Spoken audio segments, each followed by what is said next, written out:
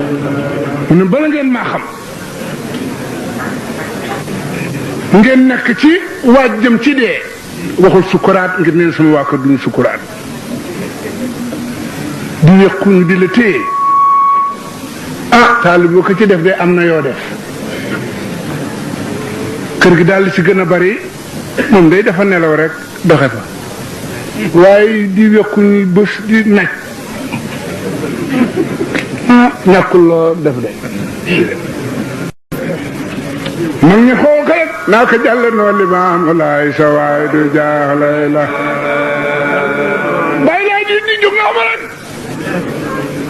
ndax buñ ko mësaa wax lu ko neex day yëngu mag ñi naa ko jàlle noo limaam laay sa waay du jaaxle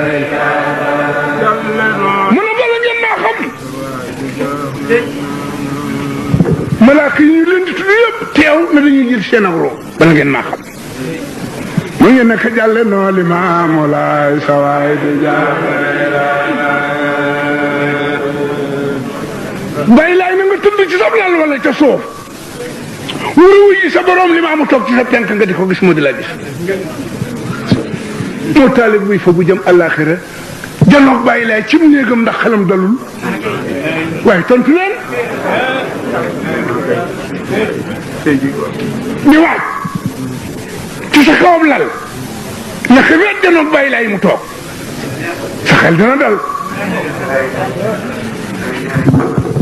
waaye ñu naa ko jàlle noo limaamu laay sa waay du jàlle bala ngeen naa xam bàyyi laay ne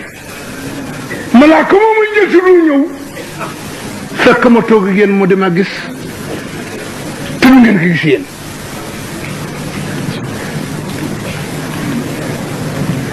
mu tàllal loxoom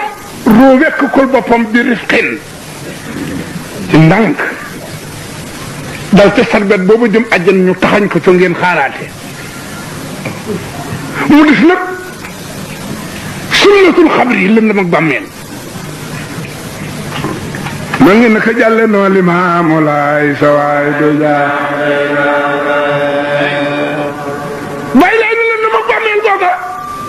danga ma farank laay ci biir kër ma mel ni jantam jolloo mu ne lu naaw ci kaw nga gis ko lu dox ci suuf nga gis ko ngir ak leer bàyyi laay ni yàlla pare na léegi dañoo bëgg ñu daj ji péncam yàlla mu ne du ngeen fa dem nag walla walla dem péncam yàlla mu ne du ngeen fa dem nag yéen kat say naa li maa walaay mu nga naa leen usoorukum maa ngi leen di nemmaku inna muroorikum ilaa mawdil qiyaama seen ak jóg jëm ci bisu taxawaay ba wa zaalika al yawma bés bii yawma tawiilun bés bu gudd la yawmu silsilati bisu yëngu la wa yawma nadaamati bisu rëccu la wa yawma natasi bisu mar la wa yawma xasaarati bisu perte la wa yawma bukaayi bisu jooy la wa yawma kidaa wa yawma yadaa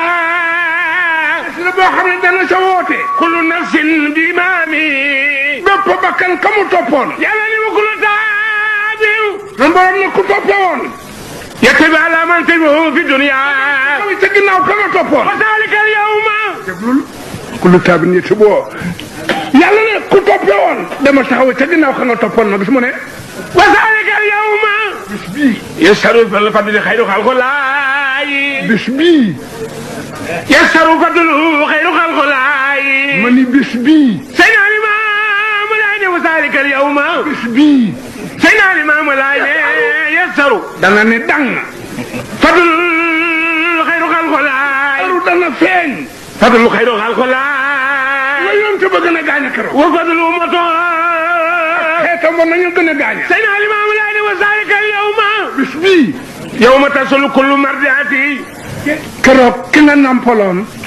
wala ki la nampaloon da ngeen dewante kenn du bëgg sama amada ma tardaat mu ne ki nga nampaloon da lay daw wa kullu naasu yadxuluuna danañu tabbi bi safinati Seydina Limaamu Laay bis bii ngeen tiitee déglul teel bis bi ngeen tiitee ba ñëpp tiit ñu déw yi sa jant amul ñu déw yi sa weer amul ñu fokkati bi déw yi amul yàlla la na ma lépp dalla Israfil walal saami fi fay sori nafatan waayid wa aminatan la wa jibaala fa dukkata dakkatan waay ñu ne piip piip piip piip lépp jóg bàyyi lay ne keroog bu mu lëndamee ba mu tàngee ba mu taree ba tàng keroog ngeen xam maay kan. yàlla noonu Limaamu Laay sa waay du jaaxle la. ma ñëw.